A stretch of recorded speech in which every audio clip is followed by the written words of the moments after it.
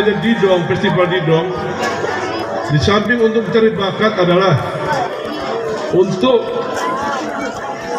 melahirkan Ceh Hayu. Mari bercerita dengan Didong, mari menyawakan kabar dari pemerintah Rum Didong dan mengingatkan masyarakat Rum Didong.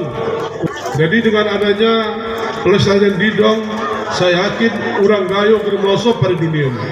Mudah-mudahan Didong tidak akan punah di Gayo dan di Indonesia.